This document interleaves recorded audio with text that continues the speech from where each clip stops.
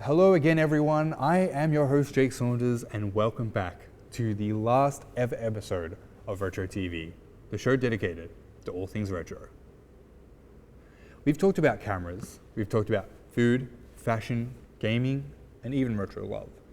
After all, it wouldn't be a show about all things retro if we didn't cover those topics. However, there are just some notable exceptions that we just haven't covered yet.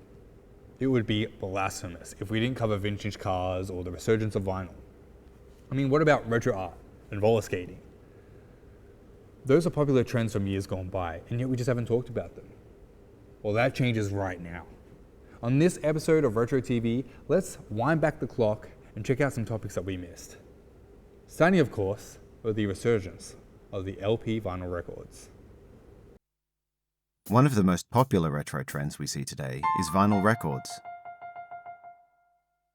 While the introduction of CDs and digital music made vinyl obsolete for a time, vinyl has made a resurgence in recent years.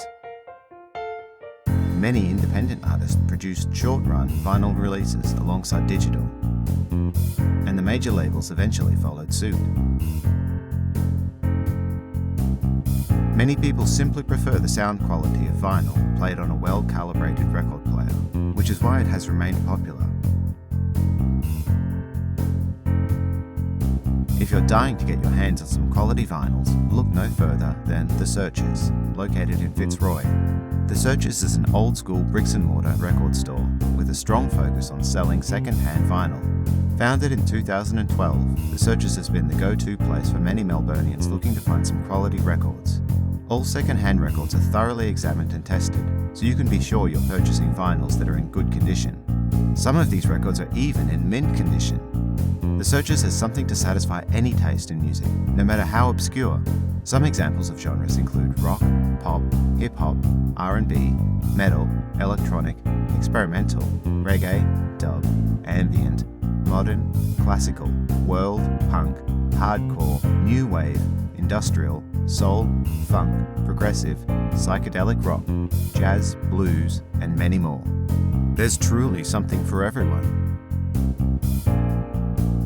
In addition to new release albums, you can find some older records from iconic artists like David Bowie, Black Sabbath, Metallica, INXS, Kate Bush, Blondie, The Beach Boys, Bjork, The Beatles, Fleetwood Mac, The Kinks, Tom Waits, and even more. Let's take a look around and see what else we can find.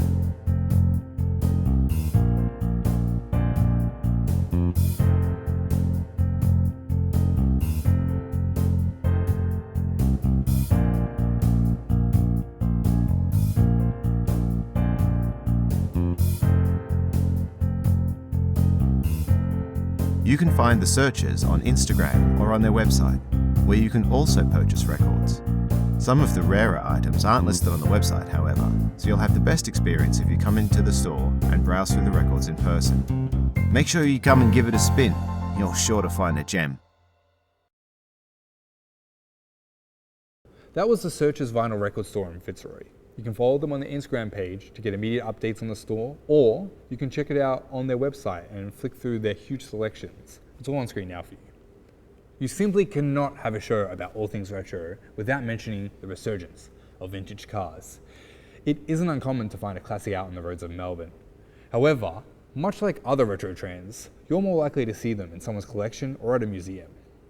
Let's change that. Let's get on the highway and drive an old car around.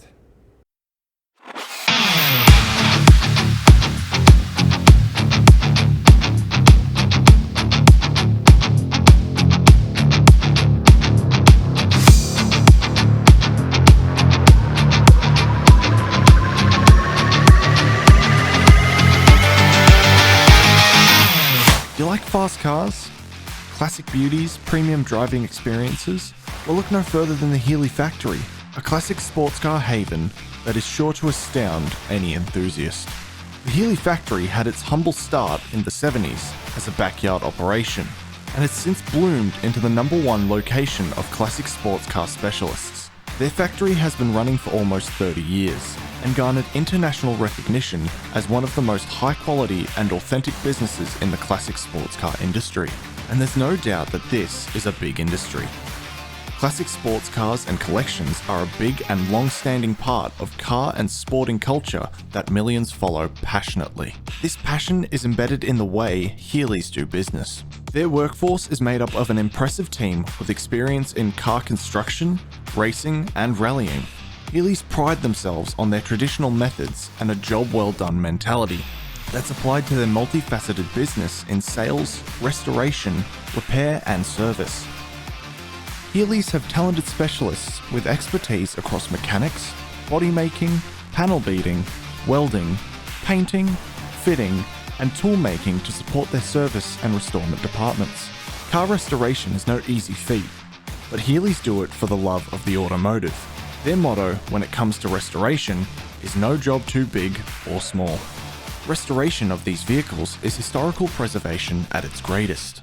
Not only does Healey's provide supreme servicing, but offer parts, wheel, and performance products of their own. Their spare parts department has expanded to over more than 20,000 available lines, and the inclusion of the Triumph TR26 range means the Healey factory are one of the largest suppliers of British parts in Australia.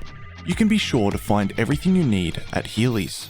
All of their customers, cars, and their own collection are treated with the utmost care, and it shows. Let's go take a look at some of the retro cars on display.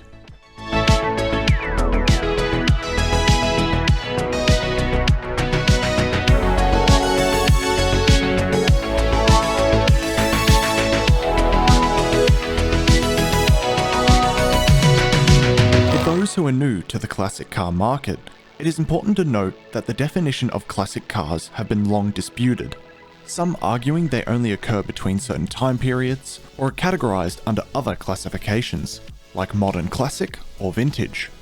One theme runs through some of the most identifiable models. That is, they possess historical interest, are collected, and instead of scrapped, are restored to their past glory. The cars at the Healey factory vary far and wide across these ideas, with iconic models like the 1970 Ford Mustang, or this impeccable red 1985 Porsche 911 3.2 Carrera Cabrio. These are just two classic vehicles of many that the factory has up for sale and for show. You can even find the namesake range of Austin Healey cars. The unique factory offers us a window into the past of incredible driving machines, and gives us a peep into the large and passionate subculture of driving and collecting classic cars today. Whether you're in the market for a classic set of wheels, or just want to check out their impressive range, you can always find the Healey's factory at 646 Whitehorse Road, Mitcham, Victoria, or head to their website at healeyfactory.com.au.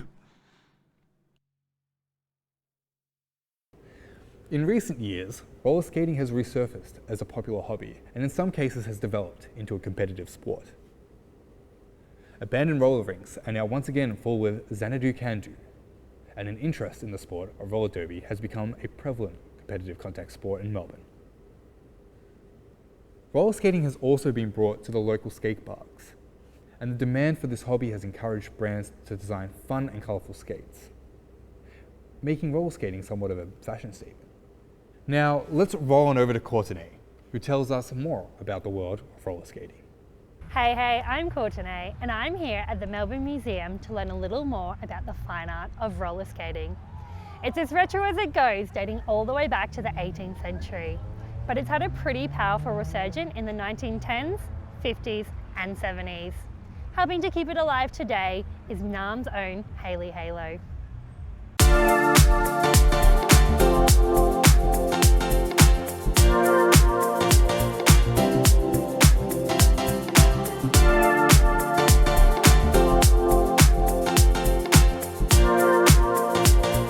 I don't know exactly what age I started, but I've got a picture of me in kindergarten, and underneath it says, I really love roller skating and dancing and drawing. So I must have started maybe when I was 6.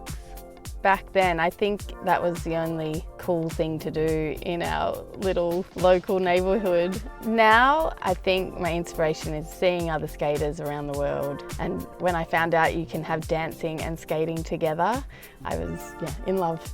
I roller skate, or you can call it quad skating. Blading is more, the wheels are in a straight line, so they call that inline skating. They both are very similar. Some people find rollerblading easier. I guess it's what you're used to. I like the feeling of a stopper. I like that feeling. I feel like I can do more tricks and different moves with a stopper at the front. I actually started as Amazing Roller Girl all the way back in 2005. I used to do an act at many different festivals or events and things like that, where I would swing a hula hoop and roller skate. It was quite humorous, it was quite cheeky and fun. I do solo shows, but I'm also part of a collective skate group called Skate Odyssey, Melbourne. We do shows, we also do meetups. We've done stuff for Rising Festival with big capes and projections, and it can really go in so many different directions. We could be like a backup dance group to a DJ, to someone's themed party that they want roller skaters, dancing around with the crowd, all different stuff. I do like a bit of variety in flow art, different aspects. Just the other day I did giant bubbles at a little festival. So I guess I just like having a bit of variety in different stuff. I found you can go all over the world with skating. There is generally a skate park everywhere, and that's a really good way to meet the locals of that area.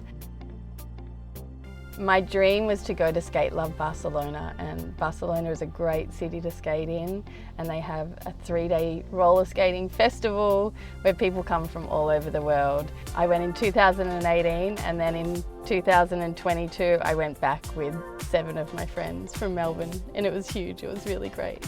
We're really trying to build the community and have these big meetups. So that's where else you could, if you don't want to come to class and you just want to come and check it out, we have some meetups in like Port Melbourne, Princess Pier, or the museum. You look us up on Skaters Let's Skate on Facebook. Some events coming up. I just did a fashion show, a fashion runway that we rolled and discoed down the runway in these amazing jumpsuits for Vintage Garage. Coming up, I've got a big trip planned where I'm going up north and hopefully teaching some roller skating workshops along the way. We have a range of very, very first time rollers you've never tried roller skating before. So we go through just, the basic steps of how to stand up in them, lean forward, bend your knees. All these moves that you don't even have to do rolling, you can just do stationary just to get you used to the, wheels on your feet. Then we've got beginners and then a bit more advanced classes, and my background is, dance. So it's not artistic skating. There's so many different types of skating, and definitely all the fundamentals you'll learn in class will help you in lots of other sort of skating genres.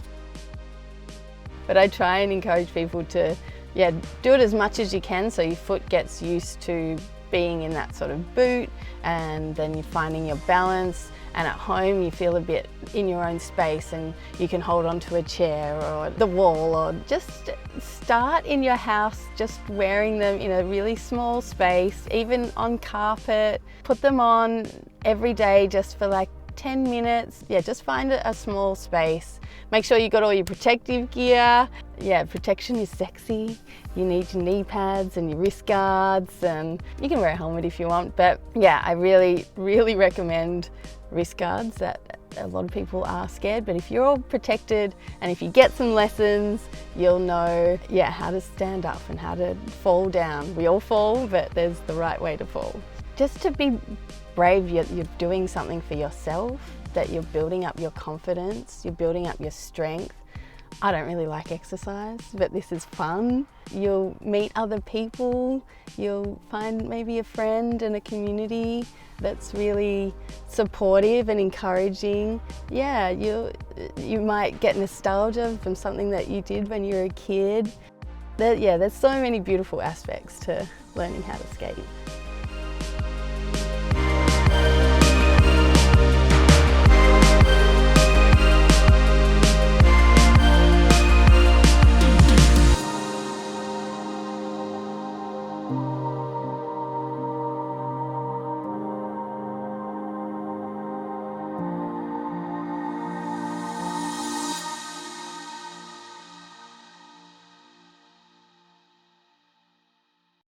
And now it's time for our last ever retrofit. Well, I guess we can't kind of call it that, huh? Like, this whole episode has been one big retrofit. So when you think of retro art, what comes to your mind? Is it the bold colors, the Ben-Day dots of famous pop art? Some of you might even remember the famous propaganda posters like Rosie the Riveter, or maybe comics are more your thing with the bold illustrations that you might find in them. But one thing that can't be denied is that art is certainly subjective. It's usually influenced by the culture, the events of the day. So by that token, the space race of the 50s and the 60s was something influential in the movement of sci-fi art. Let's have a chat with our friend Jack Cameron Paul and see why he chooses to make this style of art.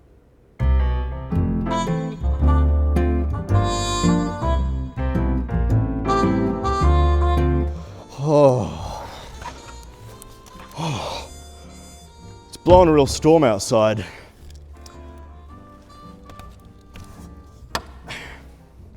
Thank you so much for joining us today. This is Retrofit, and I'm Aiden.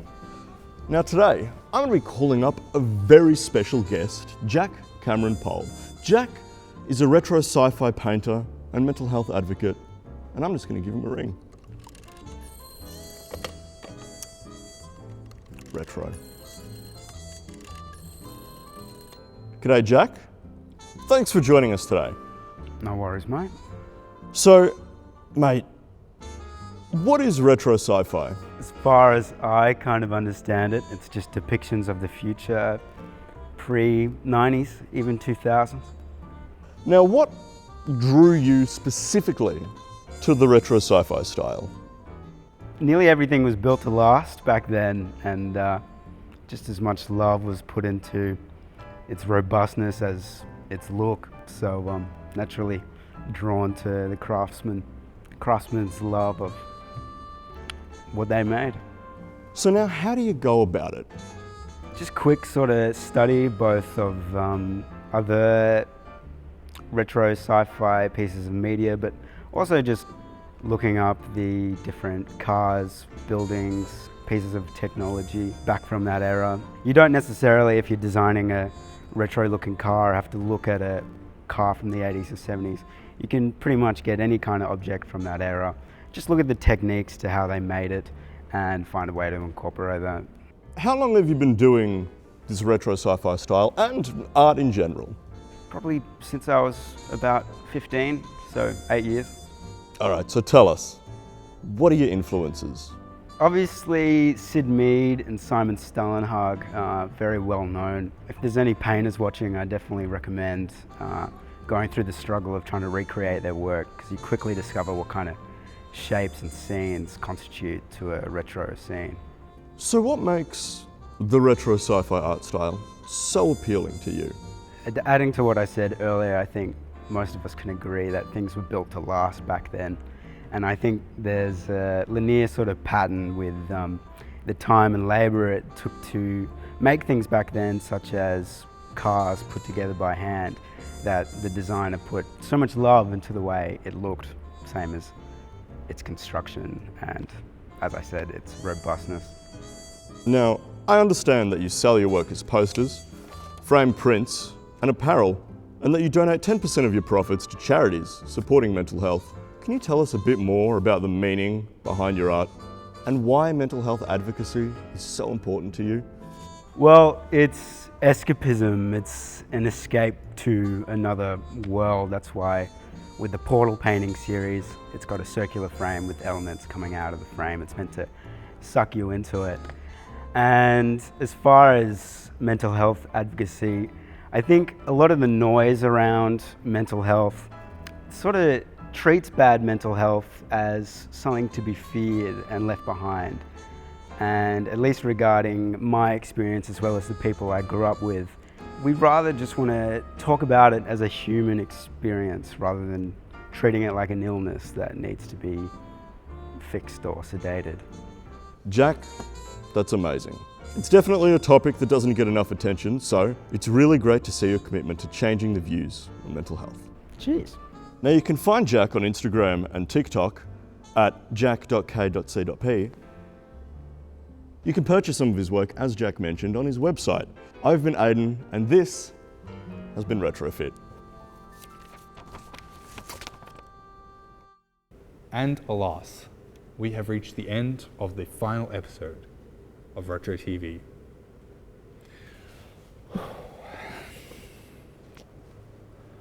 Well, I can't leave this show without thanking everyone who's been involved.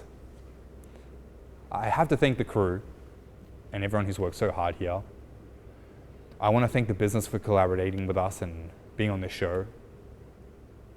I'd also really love to thank Deakin University for allowing us to be in this studio space. And I most sincerely would love to thank Channel 31 for making this show a reality. If you want to find us on our Instagram, we're at the same place as usual, retro.television.31. And if you'd like to find us on our website, it's on screen now.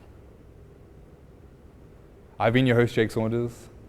And again, thank you so much, thank you for tuning in to Retro TV.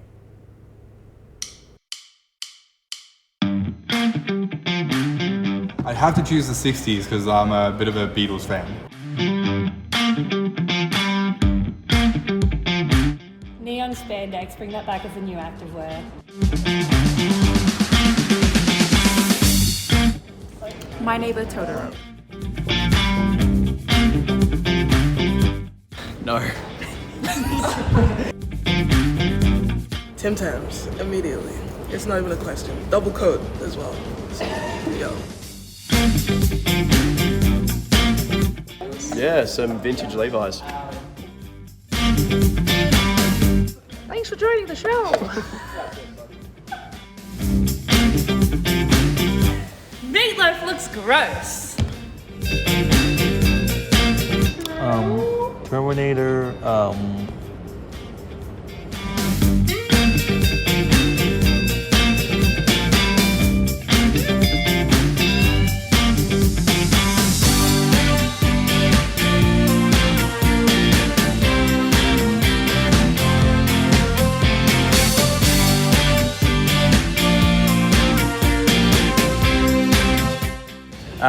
actually making it and going to cool locations.